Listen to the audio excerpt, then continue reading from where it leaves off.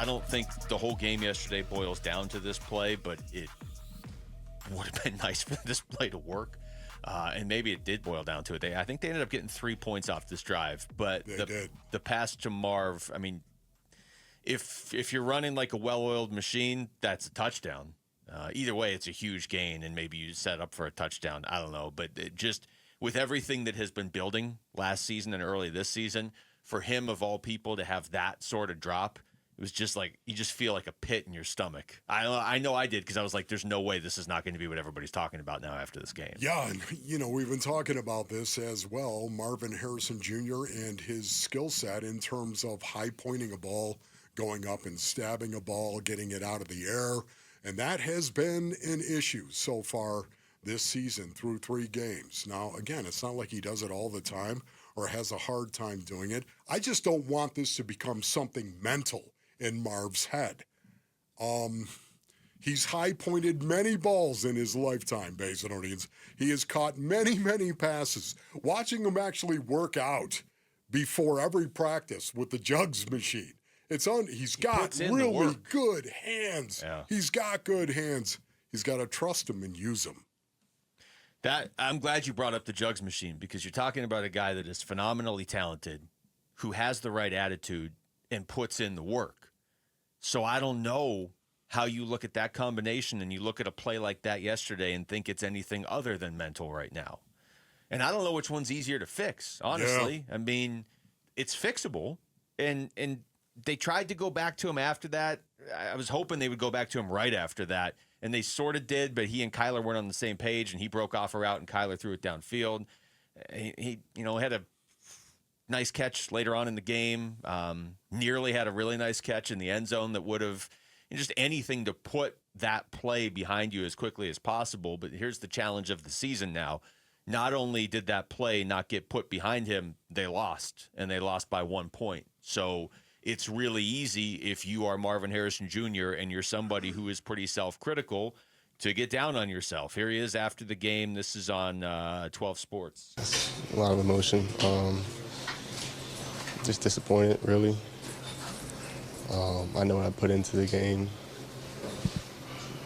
so it doesn't feel the best. Here's more from Marv. Everybody got a job to do. I'm not doing my job at a high enough level at the moment. What level are you trying to achieve? Is it 100% completions? Is there a number? Is there anything you're looking for out of yourself specifically? I think I know what I'm capable of, and to go out there and not play to nowhere near the best of my abilities. It's frustrating. It hurts your team, and I got to get better. Yes, he does have to get better. Yes, Rick, what do you say? He sounds super, down.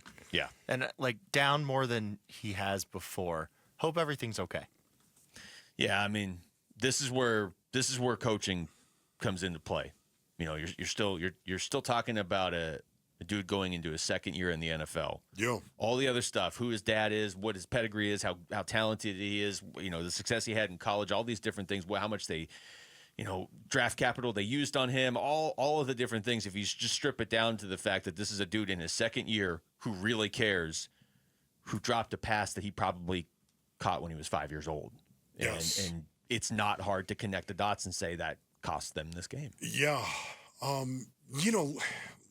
The week before, Basinonians, right? I was talking about this in the Carolina game on that fade. Yeah. The fade where, once again, this might be the best thing that happened to Marvin Harrison Jr. The fact that he let that ball come down to him, and he's never going to do that again.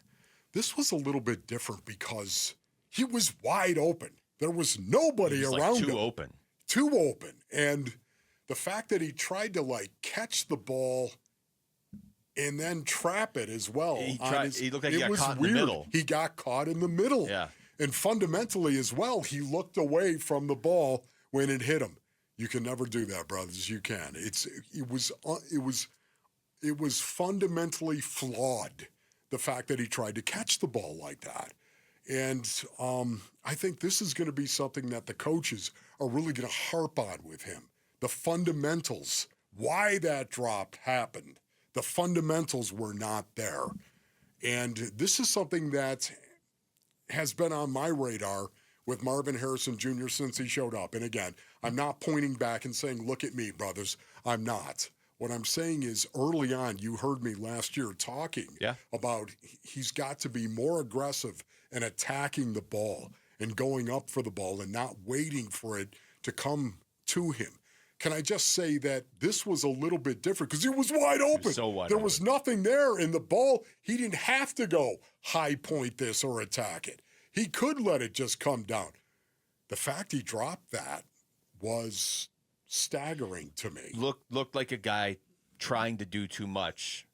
Honestly, I mean, I said this earlier. It might have been on with Bickley and Murata, but he looked like the kid who has been waiting to play and he wants it so bad and he finally gets out there, and he's wide open and the quarterback throws him the ball and he has so much time to think about it, he drops it.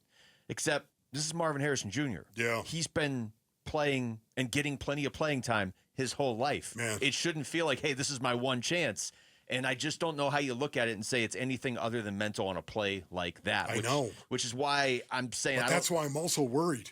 Well, yeah, because maybe it is mental. You don't want somebody like that who puts in the work and is so self-critical to get down on themselves to the point where they're altering their prep. Because I don't think he needs to change his prep. He just needs to catch that pass.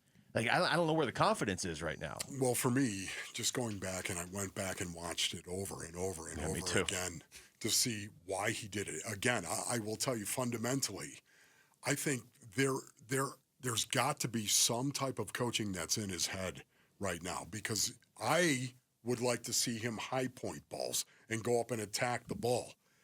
It looked like he was trying to use his hands to catch the ball, not exactly high pointing it, but catching it here, and it went through his hands. Yeah, and then he tried to trap it to.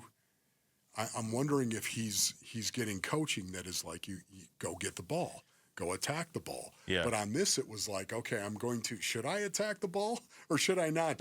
He looked like he was stuck in between. It looked like he was literally stuck in between. It looked like a brain fart to me. It looked like in baseball when somebody's a really good hitter, but they're trying to tinker with the swing or they're trying to fix it or change the swing or whatever.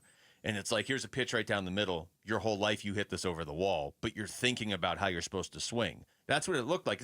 I'm like you. I went back and watched it 1,000 times because I was like, is there something where he's not seeing the ball off Kyler's hands right? And so he's going to high point it almost too late. Like he's not. But you know what? That was just a simple football play. Kyler threw it right into his hands. Like that is a play. It's not exaggeration. Marv catches that pass when he's 5 years old. Yeah. So what's up? Once again, this is, we were talking about coming into this season, brothers, were we not? And we were talking about the chemistry between Kyler Murray and Marvin Harrison Jr. and how important that is. To me, it was the issue of the offseason coming into this season. That was going to dictate how the Arizona Cardinals were going to play football offensively and how many games they might win. Kyler Murray and Marvin Harrison Jr. and the chemistry thereof. Man, right now, after 3 games, it's not good. It isn't for me. I mean, in the first half, he was targeted twice. He had 1 reception for 6 yards. I do think there's something they could do to go to him more early in games.